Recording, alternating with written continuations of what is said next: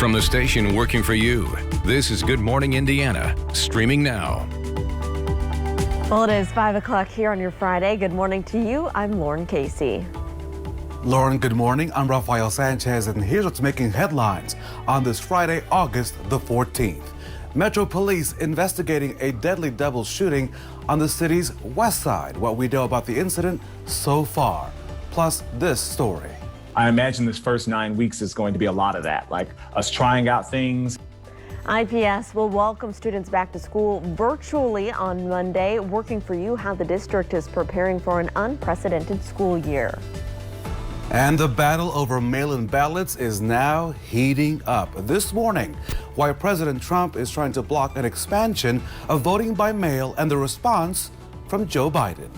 And here at 5 o'clock, we want to thank you for joining our team on Good Morning Indiana. Rafael, good morning to you. Thanks for joining us from down in Johnson County. We made it to Friday. Can you believe it? We made it to Friday, and hey, we are waking up on this Friday with a new graphics look. So you may notice a whole lot of different things going on your TV set. Very classy, just like my good friends, Lauren and Todd. Yeah, Rafael looks great, and you'll notice the weather graphics, the icons and stuff a little bit different as well. So we hope you like them. We'll start you off in Speedway here this morning. A beautiful shot of IMS here as we continue with the third day of practice as we head into qualifications weekend. The temperature in Indianapolis right now 72 degrees with just some light northeasterly winds out there. Kokomo 66 degrees, and Bloomington you're currently sitting at 72 degrees with calm winds and skies that are partly cloudy. Precipitation chances here this morning into the afternoon, about a 10 to 20% chance. And the best chance of seeing that is going to be in southern locations. The clouds already in place, but look at this heavy rainfall that's down to the south. There's some flash flood warnings in northern Kentucky, and some of this heavy rainfall will make its way towards Bedford and Bloomington here this morning. So that's something we'll have to keep an eye on for southern locations. Everybody else, partly to mostly cloudy skies throughout the day today. It's warm and muggy with a high getting up to right around 84 degrees. More on your weekend forecast coming up in just a few minutes. Lauren. All right, Todd, thanks so much. Let's take a look at traffic as you're heading out the door this Friday morning. Here's a live look at traffic on the west side, I-465 and Washington Street. You can see everything's pretty quiet over here. No issues to slow you down. New from overnight, police are investigating a double homicide. This happened on the city's west side. Police at the scene tell WRTV that a young man and a woman were found shot in the 3600 block of West Michigan Street. This all happened around 1:15 this morning. Both victims there were pronounced dead at the scene. Detectives are interviewing neighbors to find out what may have led to that shooting. Developing this morning, I want to take you to Hancock County, where Greenfield Central High School students will now move to a hybrid schedule, this starting on Monday, and this will happen for the rest of the quarter.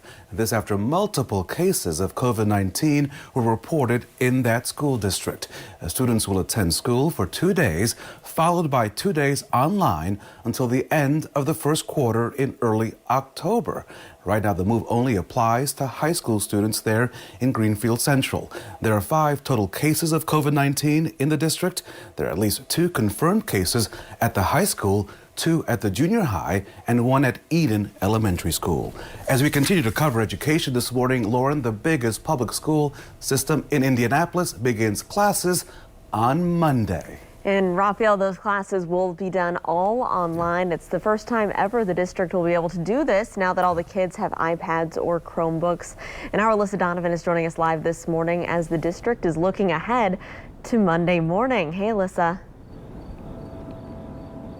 Good morning, Lauren. And IPS school leaders want parents to know that they are prepared for the school year. They're ready to help families as they work through this new way of education for their children. Last night, there was a meeting, a remote meeting for parents to discuss what remote learning will look like. They explained what the expectations will be for children and how parents can get assistance if needed. Teachers and other staff members have already been reaching out to families to prep them for this school year. We spoke with one mom whose son has Down syndrome. While she says the end of last school year was a challenge with the remote learning, she feels the district and her family are now more prepared. I just hope for the best, and I'm pretty sure it's going to be interesting and informing. Before the first time, I didn't know what to expect. Now this time, I kind of,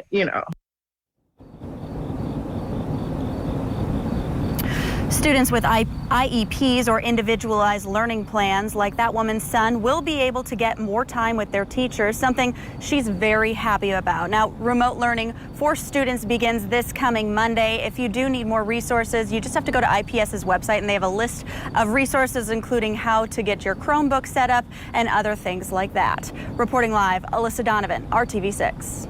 Alyssa, thank you. For more stories and information about how local districts are handling the new school year and the very latest on the COVID cases in schools, you can go to WRTV.com/safely back to school. Raphael? Indiana's moratorium, Lauren, on evictions, it ends today, August the 14th, and many organizations across the state and the city and agencies taking steps to help you if you are in trouble because of this moratorium. In response to that, the Indianapolis Housing Agency Board of Commissioners, they voted on Thursday to implement a new repayment policy for residents. Around 2,000 families live in the agency's 13 properties. IHA says 900 households are behind on rent. Residents and agency leaders say working to avoid evictions is the right thing to do during these tough times.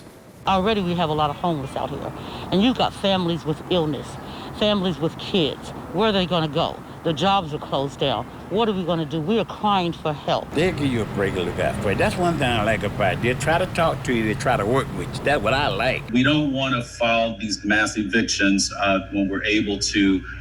We would like to, again, provide stable housing for our residents so that they can focus on employment and not having to worry about a place to call home.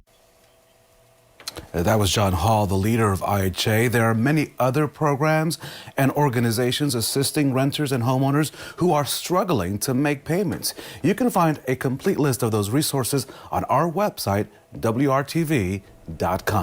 At 5:07, another bad sign for people hoping for some help from Congress. The Senate is now in recess. It will not convene until after Labor Day. Negotiations over emergency coronavirus aid have been stalled for days. The House is also essentially closed. It appears that talks will not fully resume until Congress returns in September. Lawmakers are on call to return to Washington within 24 hours notice. So, Lauren, the battle over mail-in ballots is heating up in the nation's capital. President Trump blocking the expansion of mail-in voting by opposing funds for the post office. Meanwhile, Joe Biden says that move is an attack on democracy. John Lawrence has more. The 2020 presidential election takes place in just over 80 days. Some will take part in the political process by putting their ballots in the mail. President Trump wants to block an expansion of voting by mail by refusing to support funds for the Postal Service. One of the reasons the post office needs that much money is to have all of these millions of ballots coming in from nowhere, and nobody knows from where and where they're going. A spokesman for presumptive Democratic nominee Joe Biden calls the president's stance an assault on democracy. Pure Trump. Okay, guys, let's go. Come on. He doesn't want an election. The president says a coronavirus funding package is on hold due to Democrats demanding money for the USPS. They want $3.5 billion just for the ballots themselves. Why it's so much, I don't know. There is no evidence mail-in voting is prone to fraud, and Democrats say Mr. Trump's claim is all smoke and mirrors. He's been afraid for a while. He knows that on the legit, it'd be hard for him to win. So he wants to put obstacles of participation. Mail-in voting has been used across the country for decades. It is proven to be safe. It is proven to be effective. Despite the frequent blasting of mail-in ballots, multiple people in the Trump administration, including the president himself, vote by mail. I'm John Lawrence reporting. As of now, if you want to vote by mail in Indiana, you must go to the Indiana voter portal. There you'll see the vote by mail option, which gives you instructions on how to apply for an absentee ballot. That application must be received by your county election office. Here's the key date, by October the 22nd. For more about that process and more resources for voters, go to the Election 2020 section of our website, WRTV.com. Time now to check in on your local forecast. And Todd Clausen, I am voting against humidity. Every year, I'm voting against humidity. All right, it'd be nice if we could just get through the summer without any humidity, but it adds a little character, Raphael. So we deal with it, and one of those days we deal with it is here this morning. Yesterday, we had a nice, comfortable start. Today, we have the humidity around, and it's going to be around not only today, but the next couple days. I want to draw your attention here to southern Indiana. I know this is outside of our viewing area, but some heavy rainfall right along the Ohio River there in I-64 as you work your way through southern Indiana. And this is lifting to the north. Nothing severe here, but some heavy rainfall, and there's some indications it's probably going to sneak into the Bedford area over towards Seymour here this morning. So that's something we'll have to keep an eye on. If your kids are back in school, it's not a bad bus stop forecast here this morning. 70 degrees on average is your temperature this morning, and as the kids come home, a warm and muggy 85 degrees, and there could be a few spotty storms this afternoon as well. We'll look ahead to that, and then some changes for the weekend as well coming up in Maine weather in just a few minutes. Lauren. Dot, it's been talked about for years, and now some Metro police officers, they're finally suiting up with body cameras. After the break, I'm giving you a first-hand look at this new technology. And earlier this year, the Pentagon showed video of what appeared to be unidentified flying objects zooming past military jets. Just after the break, the new plan to investigate what those objects could be. It is 5:11. Stick around. We'll be right back.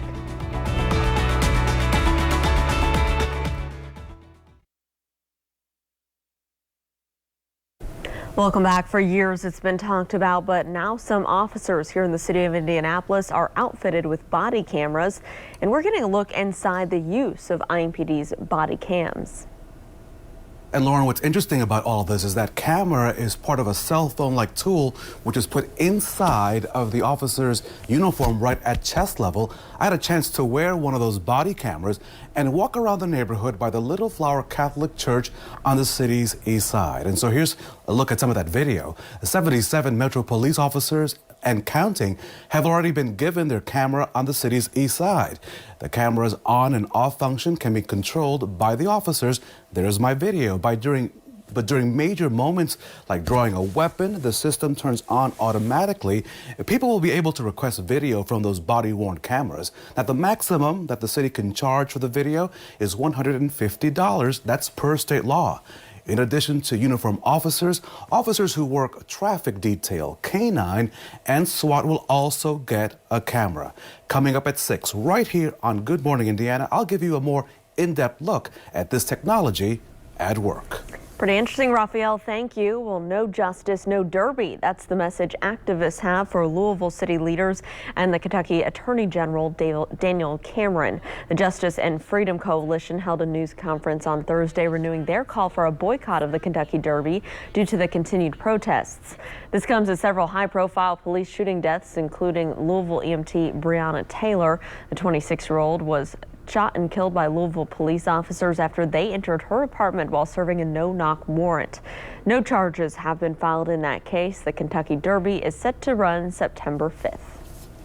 Another high-profile pro athlete now joining the fight for change. A Philadelphia star and former pacer Glenn Robinson III, he started what's called the AIR Foundation. It's an organization to empower fathers and help fatherless children. He says it's important for athletes to use their platform to bring awareness to important issues like social justice.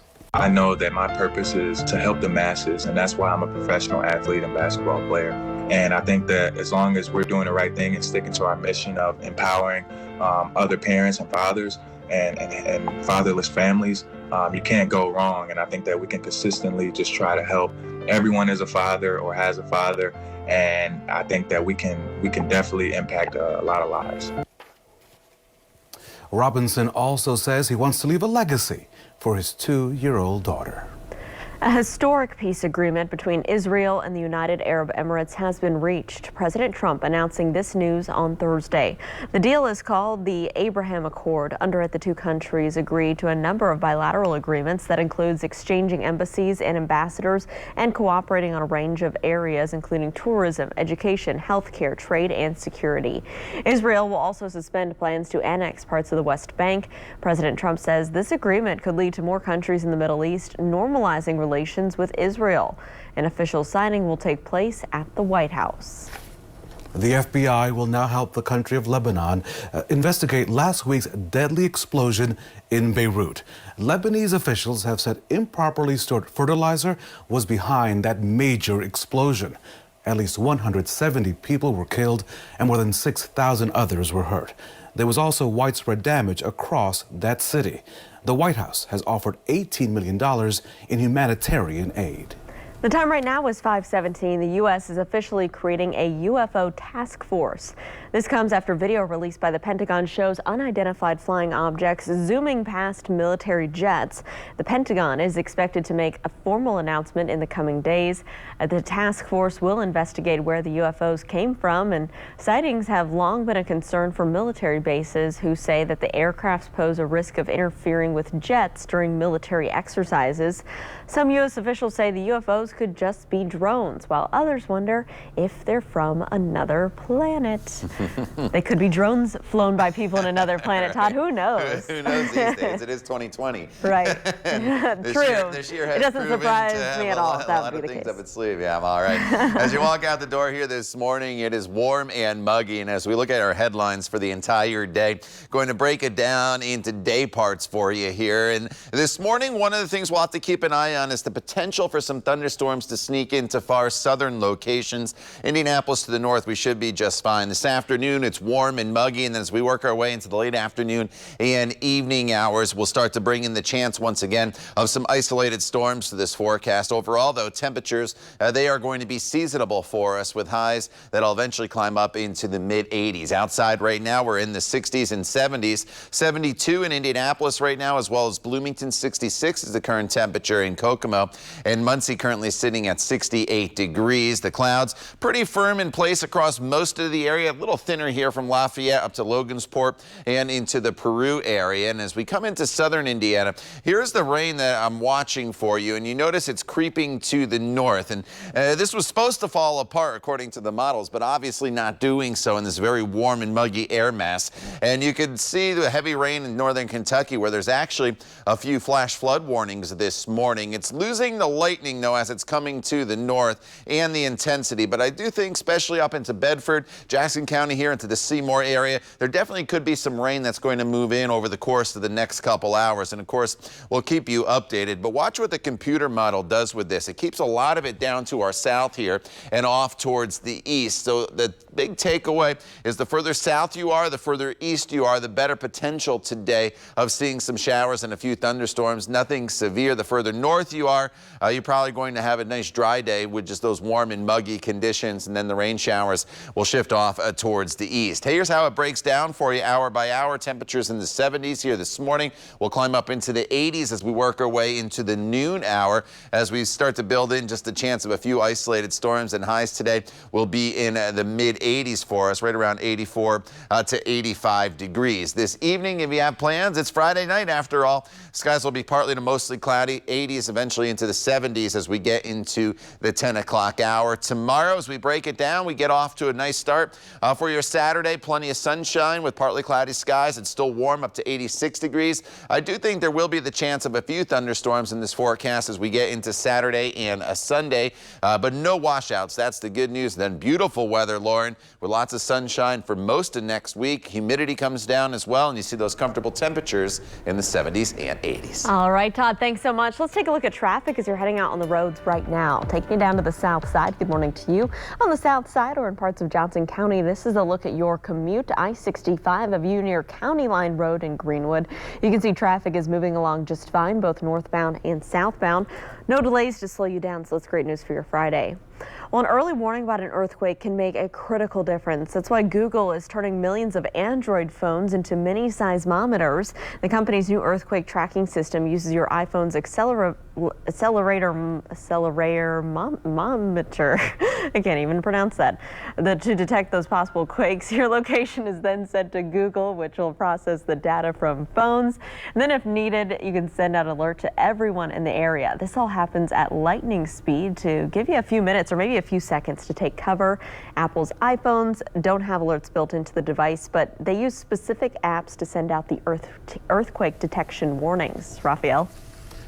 Lauren, a contract to make ventilators at the General Motors plant in Kokomo, it ends this month. Ahead at 5:30, the future of producing those life-saving pieces of equipment. That story coming up. And a local hero is getting some national attention. His night in the spotlight and the stars giving him a well-deserved shout out. It's 5:22. Stay with us. We'll be back here on WRTV.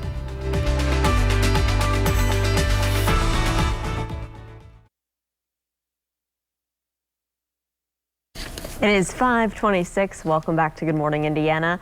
So he's an essential worker, a first responder, and a COVID-19 survivor. So a Brownsburg firefighter got some national love, Lauren. Now this happened on Wednesday, but you know what? It's worthy of another look. I've got you set up with like a ton of swag, we call this in the industry. I got some for you, for family, for some of the guys at the 133, some of your fellow firefighters who have been so supportive for you guys. I want to say thank you to them. That's fantastic.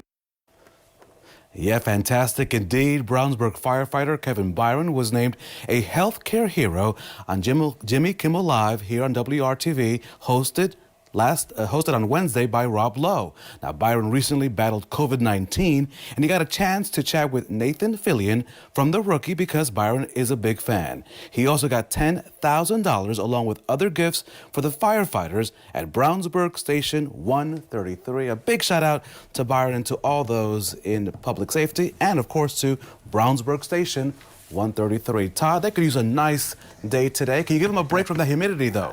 Not the humidity, not the heat, but at least it's going to be seasonable out there. Temperatures today are going to be topping off right where they should be this time of year, and that's in the mid-80s. This morning, we're tracking some rain in southern Indiana, pushing up towards Bedford, but overall, for most of us, we're just looking at partly to mostly cloudy skies this morning. You notice the temperature trend going up into the 80s as we work our way into the afternoon hours.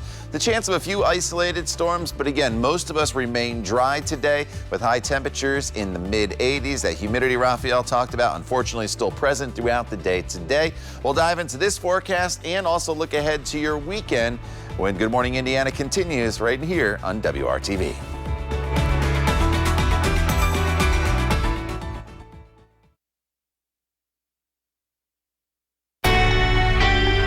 From the station working for you, this is Good Morning Indiana, streaming now. And now at 5:30, IMPD is investigating a double homicide from overnight. We have the latest on the deadly West Side shooting. And thousands of IPS parents and students preparing to begin remote learning in just a few days. Our Alyssa Donovan explains how the district is helping families navigate these new challenges. Welcome to Good Morning Indiana on this Friday. Rafael Sanchez coming to you live from your official living room in Johnson County. My good friends Lauren Casey and meteorologist Todd Clausen are in Studio A. And Lauren, check it out. Look at that. Todd Clausen has not forgotten how to tie a tie, though this would not be the day to wear a tie. So I think I'm doing pretty good on this Friday. Yeah, you're one of the lucky ones being casual at home, I think. And Todd, it is going to be a warm one out there for our Friday. Yeah, you know, you're right, Raphael. I have to tie a couple times, make sure I get the length right, because I haven't been in studio all that much with the social distancing. But with our new graphics, wanted to be here in studio today to share them with you as well. And hope you like them, by the way. Outside right now, we are dealing with quiet conditions across most of central Indiana. As we go into southern portions of central Indiana, though, there's this big complex of rain that's lifting to the north. You notice it's losing its lightning. That's the good news, and it's not severe. But it's put down some very heavy rainfall in Kentucky, and now it's bringing some of this rain crossing over I-64 here in southern portions of the state, getting ready to push into Lawrence County. So some southern sections of central Indiana here,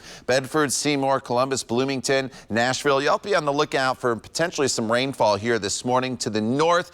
No threat of rain. Temperatures in the mid-60s, 72. It's pretty muggy out there as well as we break down the day parts for you here throughout the day. By the noon hour, mostly cloudy, 81 degrees, 84 to 85 degrees today for our high temperature, with the chance of some isolated storms this afternoon. More on that and a look ahead to your weekend coming up in just a few minutes, Lauren. All right, Todd, thanks so much. Let's take a live look right now at traffic from our INDOT traffic camera in Greenfield. Good morning to you. This is I-70 near State Road 9. You can see traffic there is traveling up to speed, both eastbound and westbound. Still pretty quiet out that way. We'll continue to monitor any issues and we'll keep you updated this morning on any delays. Raphael? Lauren, in the news this morning and new overnight, Indianapolis police investigating a double homicide. This happening on the city's west side. The police on the scene tell WRTV that a young man and a woman were found shot on the 3600 block of West Michigan Street. Now, this happened around 1:15 this morning. Both victims pronounced dead at the scene. Investigators are interviewing neighbors to find out what led up to that shooting. Well, this is the last weekend of summer vacation for thousands of Indianapolis area kids and teachers. IPS begins its school year on Monday, and this will be 100% remote learning. WRTV's own Alyssa Donovan joins us live this morning with more details on what kids and parents can expect. Hey, Alyssa. Good morning, Lauren. IPS has prepared for the school year by investing in resources that are going to help families as they navigate this major change in their children's education. One of the things the district has done is invest in iPads and Chromebooks so that each student will have their own device dedicated to their schoolwork and connecting with their teachers. Instruction will be delivered daily by teachers, and attendance will be taken each day to ensure students are logging in for their classes. IPS held a virtual meeting last night where parents could ask further questions and get specifics on the plans for their students. District leaders say they are prepared, but also ask that families and parents are flexible during this time. I imagine this first 9 weeks is going to be a lot of that, like us trying out things, and when it works, great. When it doesn't, we communicate it back out so that families know what to expect. The district is also working to collaborate with community partners to help support families with specific needs by providing a supervised environment for students. And the plan right now is to start this remote learning on Monday, and it's going to go through at least October 2nd, and then the district will reevaluate if they're going to continue with the full remote learning at that time. Reporting live, I'm Alyssa Donovan, WRTV. Alyssa, thank you. IPS is also making sure that students will not miss out on meals during this remote learning period. The district announcing that food service teams will provide breakfast and lunch to all IPS students starting on Monday. Prepackaged meals will be distributed from noon to 3 Mondays and Wednesdays, and 9 a.m. to noon Tuesdays and Thursdays. When picking up meals, students or guardians must provide the student's name, grade, and the school they attend. The meal pickup is only allowed 2 times per week. The pickup sites will be in the parking lots of more than 55 IPS schools. Lauren, State Representative Terry Gooden says he's tested positive for COVID-19. The Austin lawmaker says he tested positive Monday after being notified of possible contact. He said for several days he had flu-like symptoms, which he described as skull-cracking headache is how he described it, chills, and a fever. Gooden says he is currently isolated at home. He also happens to be the superintendent of the Crothersville Community Schools, but says he did not have any contact with staff or students. In Madison County, 14 inmates have tested positive for COVID-19 at the county jail there in downtown Anderson.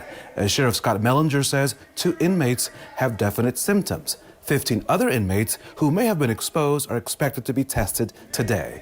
The sheriff says he's reaching out to county judges to see if some nonviolent offenders can be released because of this outbreak.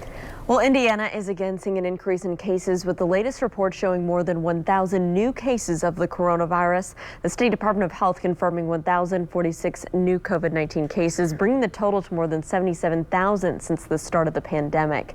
20 new deaths were also reported, and the death toll now stands at nearly 2,900. This week, the state health commissioner said she's concerned about a possible spike with another holiday coming up in just a few weeks.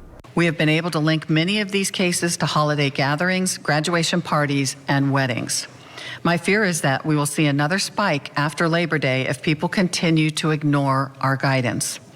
If we want to get all of our kids back in the classroom and reopen all of our businesses with workers in the office, we cannot behave as if things are normal.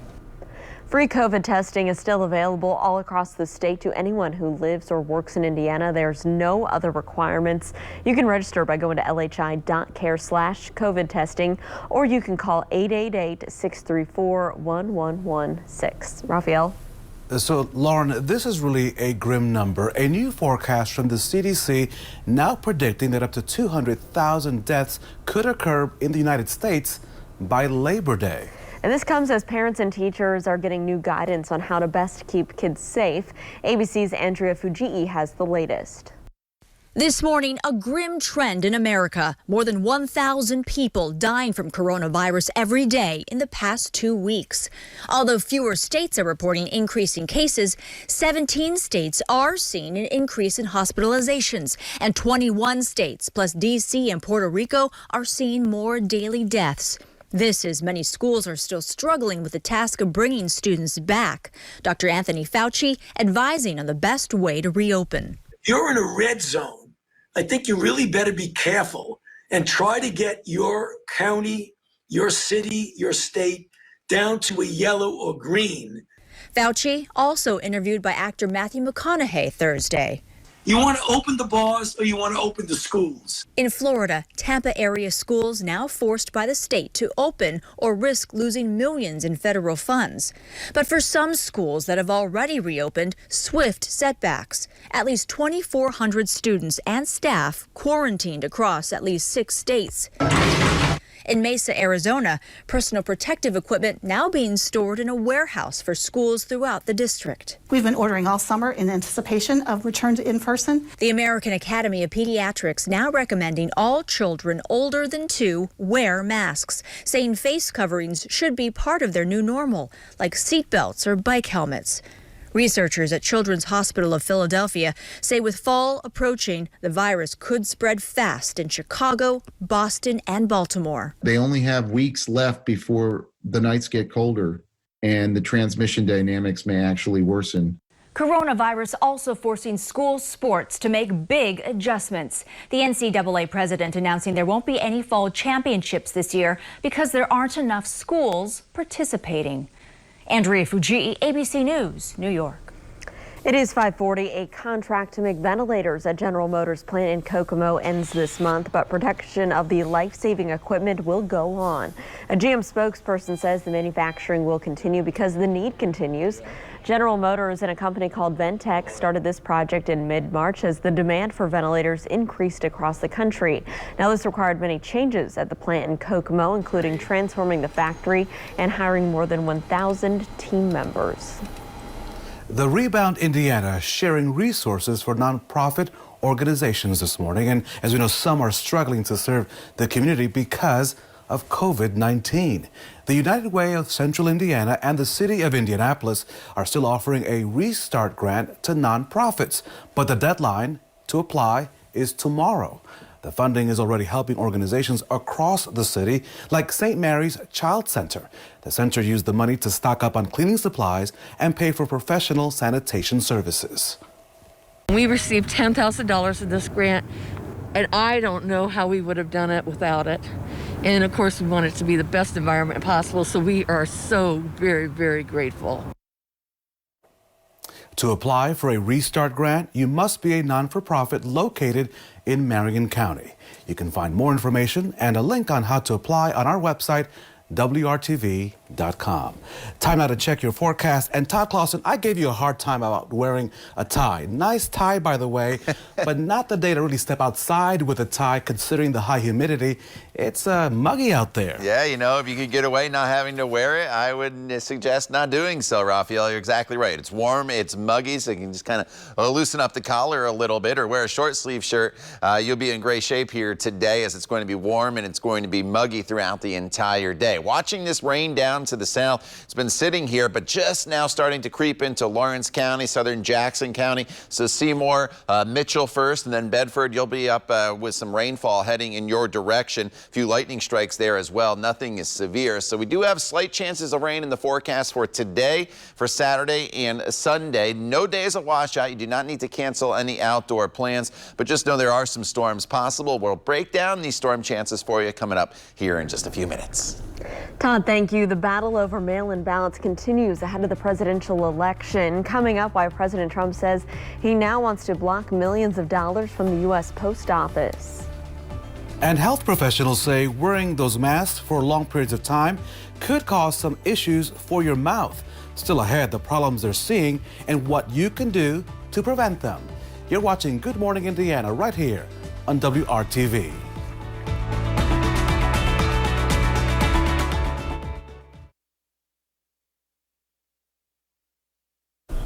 Lauren and I welcome you back to Good Morning Indiana on this Friday. And President Trump now making a bold admission. He wants to block new funding for the Postal Service, Lauren, to prevent extending and expanding mail-in voting during this pandemic. And Joe Biden is claiming the president is trying to discredit the election. ABC's Inez de la Cuetara is in Washington now with the latest. As the debate over how to hold a safe election during the pandemic continues, President Trump now telling Fox News he wants to block billions of dollars from the U.S. Post Office to try and prevent Democrats from expanding mail-in voting during the pandemic. They need that money in order to have the post office work so it can take all of these millions and millions of ballots. Now, if we don't make a deal, that means they don't get the money. That means they can't have universal mail-in voting. Trump has repeatedly, without evidence, claimed that mail-in ballots would lead to widespread voter fraud. The president is afraid of the American people, so he wants to put obstacles of participation. The president's 2020 opponent calling the move an assault on our democracy. Pure Trump. Okay, guys, let's go. Let's go. Come on. He doesn't want an election. In Pennsylvania, the U.S. Postal Service has already warned the state that mail-in ballots may not be delivered on time because of the state's current election deadlines. This as the pandemic takes center stage on the campaign trail. The vice president has been saying since the beginning of this pandemic it should be the public health professionals that are leading policy in our country to address this lethal pandemic. Biden now calling on all governors to impose an immediate mask mandate. Every single American should be wearing a mask when they're outside for the next 3 months at a minimum. Every governor should mandate mandatory mask wearing. The president slamming the proposal. Biden's approach is regressive. It's anti-scientific. While Joe Biden has been playing politics from the sidelines, he has no clue. Meanwhile, as the Department of Justice continues its investigation into the origins of the 2016 Trump-Russia probe, Attorney General Bill Barr revealing he may reveal some of those findings today. Democrats worry it could be an attempt to sway voters between now and the November election with last-minute announcements. Inez de la Cuetara, ABC News, Washington. It is 5:48. Some medical professionals are seeing some new issues related to wearing a mask for long periods of time. Things like bad breath, tooth decay, and gum inflammation from bacteria. One issue is that people may be breathing more through their mouth instead of their nose when they have the mask on. That can create dry mouth, and you need saliva to help rinse off your teeth. Doctors say to combat that, just stay hydrated. American Airlines is waiting on the next stimulus deal to decide if it cuts flights to several U.S. airports. The airline says if its relief money is not extended, it will no longer fly to 30 of the country's smaller cities. Its current aid is set to expire at the end of next month, along with federal requirements saying they must provide service to those cities. American Airlines wants $5.8 billion from the government to help with its payroll. Time now to check your forecasts, and this flight of Good Morning Indiana is taking you to the weekend, and your cabin crew is going to serve you some cold drinks because it's hot out there. Yeah, you definitely need to stay hydrated if you're going to be out and about here the next couple of days. Raphael, we're talking temperatures in the 80s with that humidity that you mentioned. But the big trade-off will come here Sunday into Monday, and that's when a cold front is going to come through. So we remain in this very humid category as we work our way through today and tomorrow. And then look at this line. It starts to drop down as we work our way into Monday and Tuesday. And eventually we get back into that very comfortable category. And wait till you see your 7-day planning forecast here in just a minute or two. You're really going to like it, I think, as we go through next week. A live look right now, though, at IMS. Third day of practice as we work our way into qualifications here this weekend. And they should have good weather at the track for most of today. 60s to the north, 70s to the south. The humidity present for everybody. 72 is the official temperature in Indianapolis right now as we work our way over the course of the next couple hours. You notice we hold pretty steady until the sun comes up. Once that sun comes up, temperatures will quickly start to warm. We're about 78 degrees by the time we get to 11 a.m. And then by the noon hour, we should see our temperatures pushing up into the 80s. Storm Team 6 radar here is dealing with just some heavy rainfall across parts of the area down to our south. But this is starting to creep in to our area. Some flash flood warnings down across parts of southern Indiana. But you notice this rain as I come in a little bit closer into some of your hometowns, starting to get into the Mitchell area, starting to work its way into to Medora. Here's US 50 as it works its way through Jackson and Lawrence County, starting to see that rain approach. So southern locations here this morning are going to have quite a bit of rain, and this has been holding together, and it's just slowly lifting to the north. At some point, it should start to weaken, but we'll keep an eye on it for you. The further north you are, the lower your rain chances are going to be, not only this morning, but throughout the entire day. And TrueCast kind of takes this rain and pushes it off towards the east. So the further east you are as we work our way into the late morning, early afternoon hours, a little better chance of some isolated storms starting to flare up. So we're definitely not rain free throughout the day today. You will have the opportunity for some showers and storms off and on throughout the afternoon hours with temperatures that will be in the mid 80s, but definitely not a washout overnight tonight. Mostly cloudy skies, 67 degrees, the low temperature, and then for the day tomorrow, we'll start off with partly cloudy skies. We may toggle mostly cloudy at times tomorrow, and then we'll bring in some scattered storms in the afternoon hours, but it's a warm day tomorrow, up to 87. The trade-off that I mentioned earlier in this weathercast, there it is, Monday through Thursday, lots of sunshine, a low humidity, and high temperatures. Very, very comfortable, Lauren, in the upper 70s to low 80s. All right, Todd, thanks so much. Let's take a look at traffic right now as you're heading on the doors, kicking off your Friday. This is a look from our INDOT traffic camera at the interchange on the south side, I-65 and I-465. You can see traffic here is moving along up to speed in all directions. Keep in mind as you're traveling northbound on I-65, as you get close to Keystone Avenue, that is an active construction zone. So be prepared to do a little lane shift and slow down if you see any workers out there this morning. We'll continue to keep our eyes on your roads throughout your Friday and keep you updated on any issues. Raphael?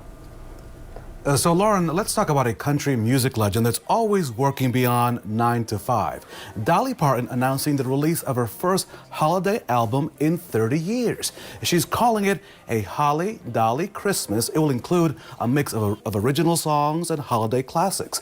Parton is getting some help as well and some duets from stars including Willie Nelson, Jimmy Fallon, and her goddaughter Miley Cyrus. A Holly Dolly Christmas is set for release October the 2nd. In addition to that album, she's also releasing a new coffee table book this fall, as well as an Ultimate Dolly DVD collection. She is one busy superstar. She is. All right, well, a Florida teen inspired to help after meeting a homeless vet. Just after the break, how he used his creativity to give to those in need. The time right now is 5:54. You're watching Good Morning Indiana right here on WRTV.